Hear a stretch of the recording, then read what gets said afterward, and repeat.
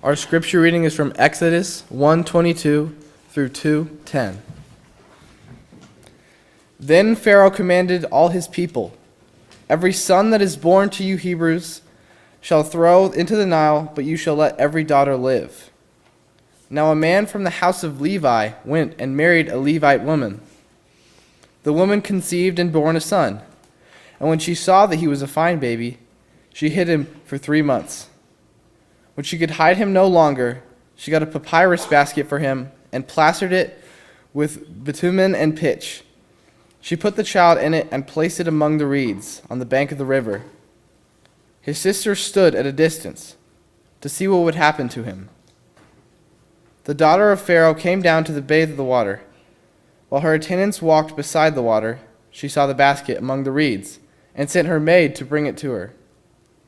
When she opened it, she saw the child. He was crying, and she took pity on him. "This must be one of the Hebrews' children," she said. Then his sister said to Pharaoh's daughter, "Shall I go and get you a nurse from the Hebrew women to nurse the child for you?" Pharaoh's daughter said to her, "Yes."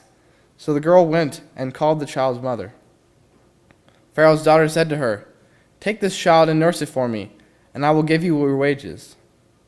So the woman took up the child and nursed it.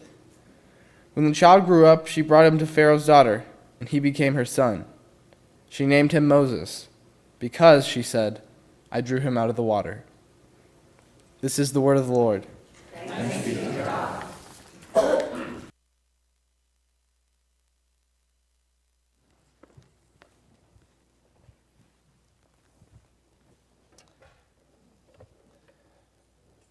Dean McBride was my Old Testament professor.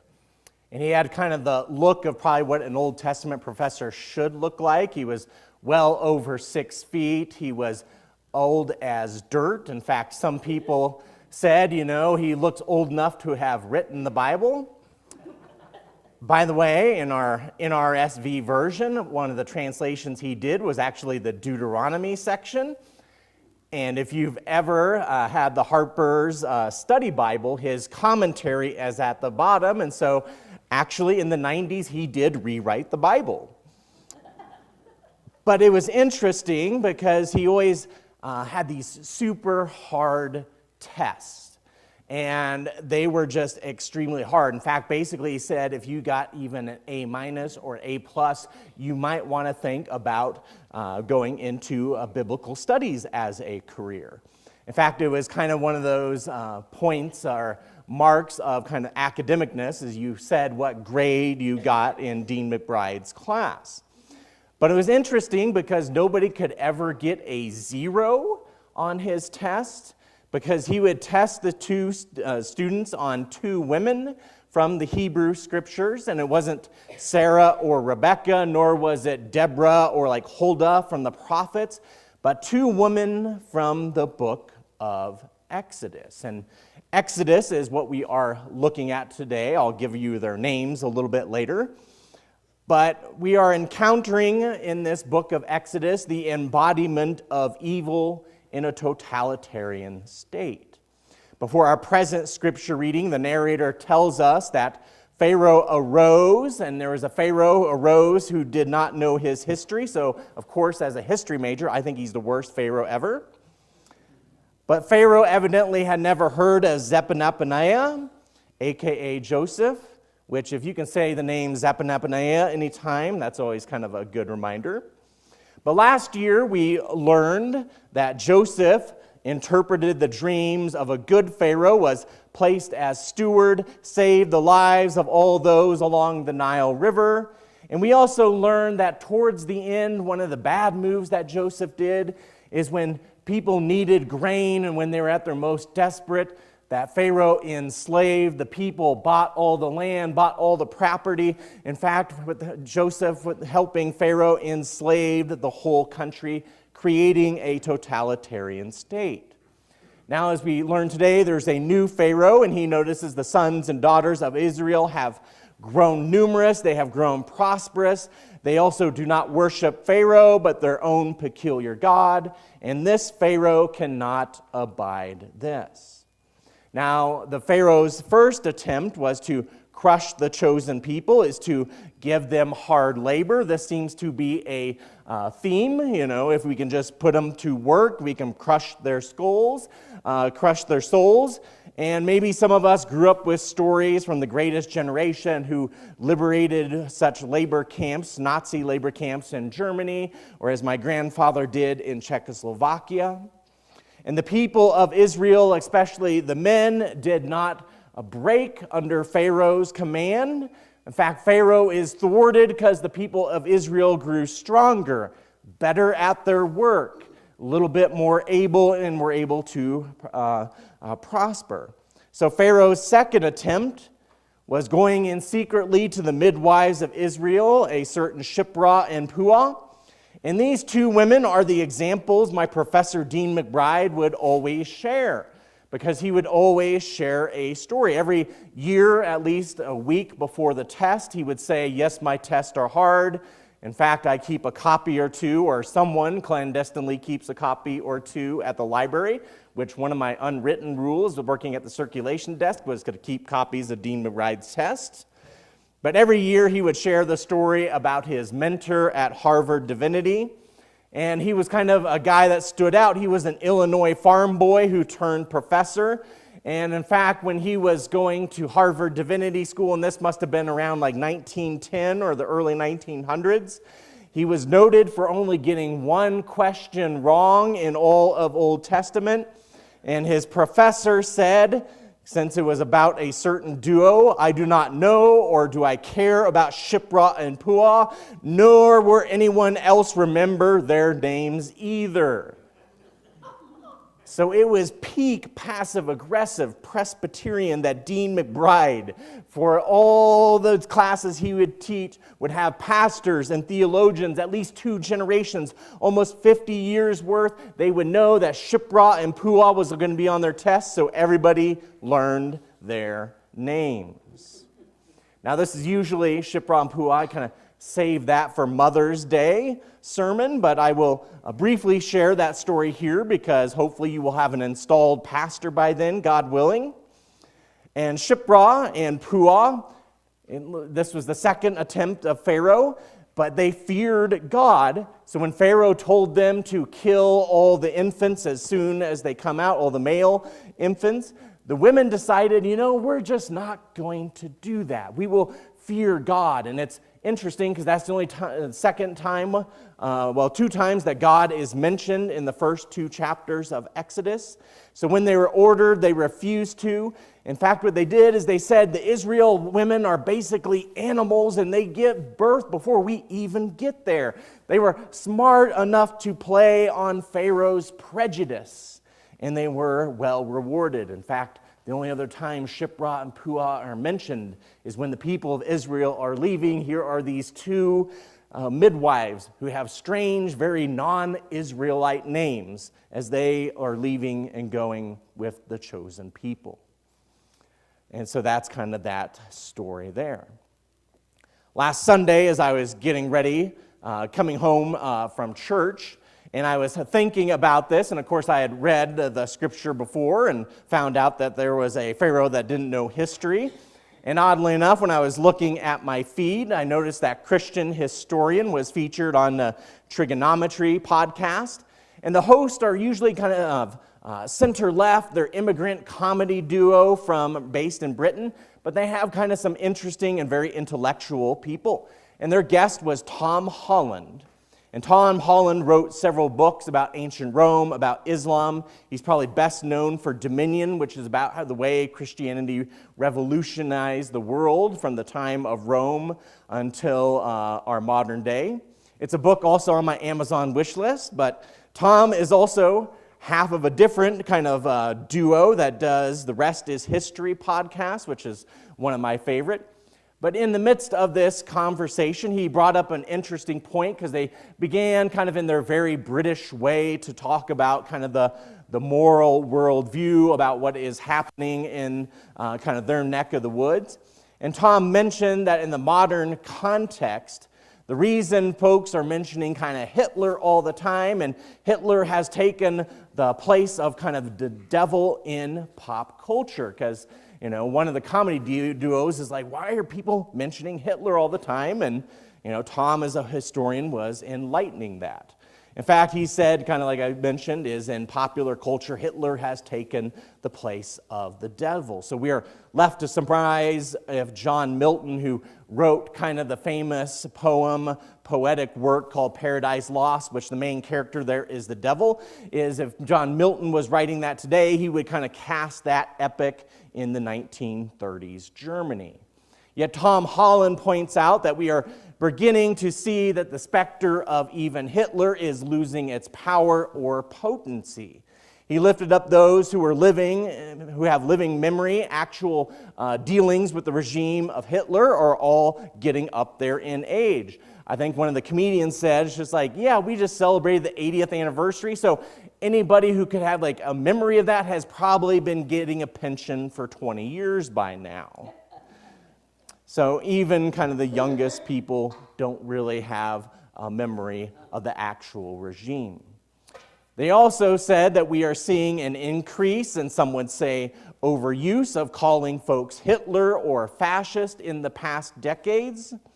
We are obviously not seeing groups of kind of brown-shirted, red armed band, disgruntled veterans committing mass violence in the streets around the world. Oddly enough, though, I did run into some brown shirts at the VFW this week, but they were Boy Scouts ringing the bell of remembrance for all those who died on September 11th, often some 10 years before they were even born. And I did notice a few vets kind of grimace when they saw the Boy Scouts, wearing their Crocs, but otherwise they seemed happy to have the young folks there remember. But Tom Holland says that the name Hitler has simply become shorthand for evil, or maybe what we would consider demonic. But what we seldom mention, and especially us Christians, is that Hitler was just one of the 20th century's versions of Pharaoh. When we hear Pharaoh in this story, some of us instantly think, well, this is a Hitler-like guy. But Hitler was just one of the 20th century versions of Pharaoh, somebody who had total power, who could do anything and oppress certain people under his control. Today, we see Pharaoh as his anger is fully unmasked. He is not doing anything secretly. He is bringing out his fully genocidal plans, and he orders that all the Hebrew male children, all those circumcised, to be thrown into the river Nile. The river that brings life to the deserts of Egypt will now become a log jam of death. Once again, it is the Hebrew women that will outwit the Pharaoh. A mother follows the letter of the law and tosses her child into the current of the river Nile. Granted, she constructs a little ark that will be carried above the waters of death. In addition, this child's sister, Miriam the prophetess, will follow and watch over her baby brother as he is carried into kind of the gated, private riverfront property of the house of Pharaoh.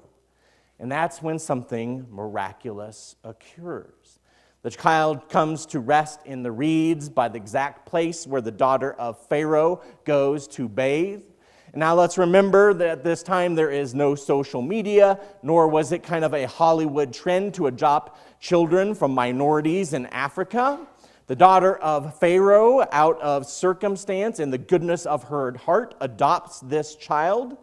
And it also helped that the child's sister knew exactly where there just happened to be a wet nurse close at hand. And we got to kind of imagine the savviness of Pharaoh's daughter too and say, yes, you can do that. But it is important in this story, and it's also something odd that strikes us at first if you dig a little bit deeper, is technically Pharaoh's law was obeyed. It was just done so maliciously. Now, sometimes we have seen this before. It usually happens, in our American system at the end or the beginning of a presidential administration, when you get these weird stories of people leaving their jobs or entering their jobs, and they will take down or maybe they'll impede the work of others. while technically they are doing their job. We see this as the mother obeyed the law and cast the Hebrew male child into the river, but it was not in the way that Pharaoh intended, as well she knew. But technically she did obey the law. Now, one of the ways that the people of God have adhered to their faith, refused to do evil, is by subversion. In the days of Rome, illegitimate or unwanted children would be left out to die of exposure, and the Christian community would sometimes collect or save these children and raise them in the family of faith, and they kind of use this story of Exodus as a guide. Likewise, the confessing church in occupied Europe, sometimes they would sabotage the war efforts during World War II. Some of these folks would also pass off Jewish children as their own. Oddly enough, in Holland, this didn't work because that was the only country that in the national census would actually put the faith of its citizens.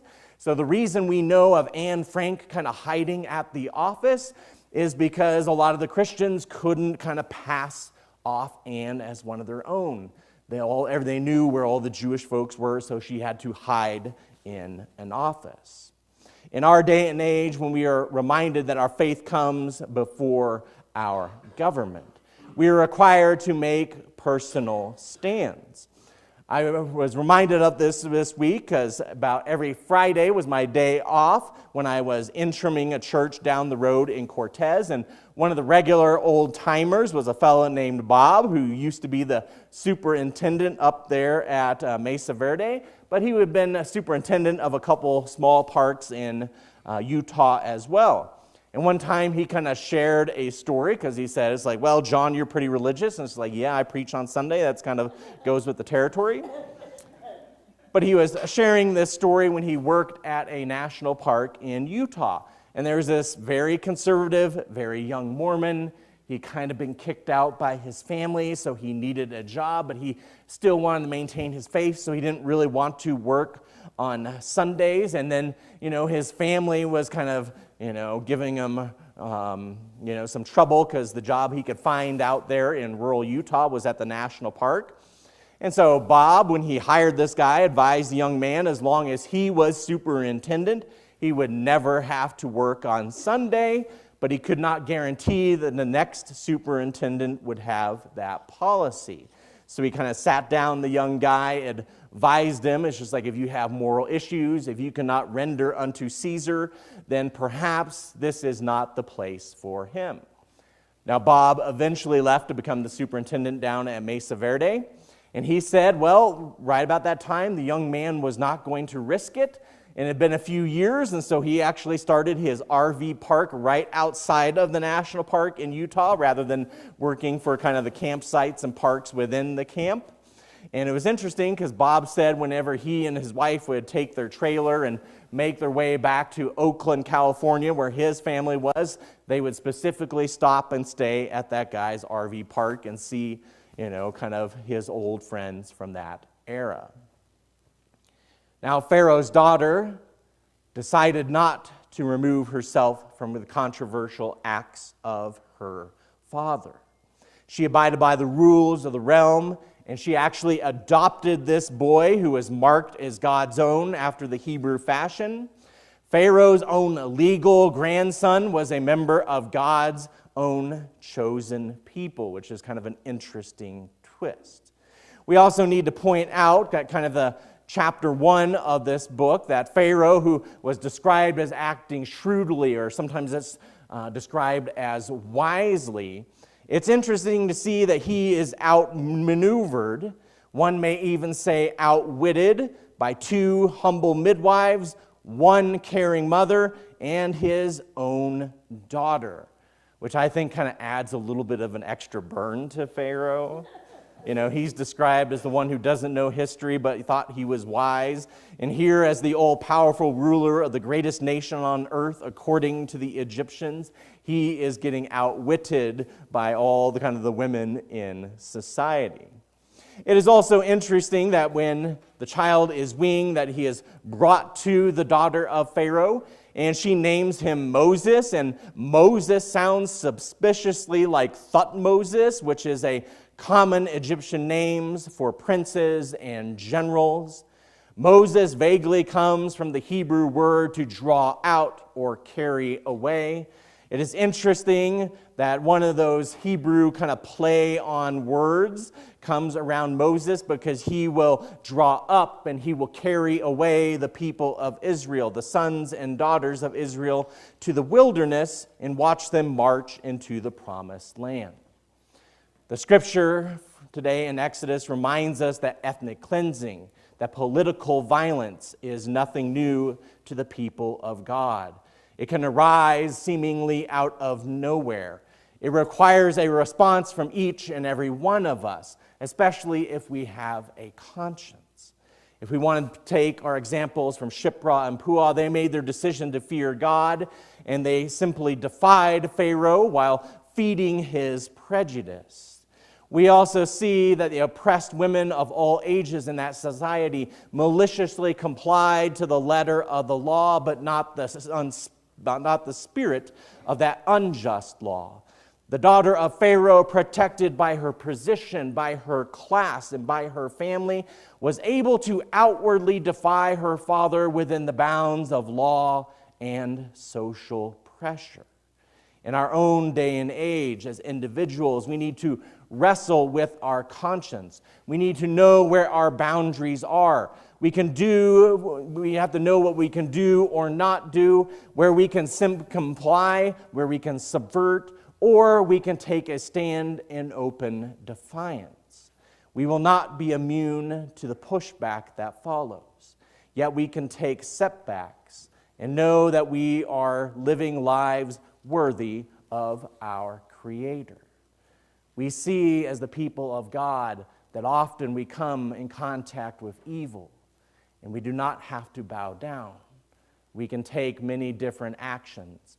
We can find the right path that Christ is leading us, a path that fears God and also preserves life.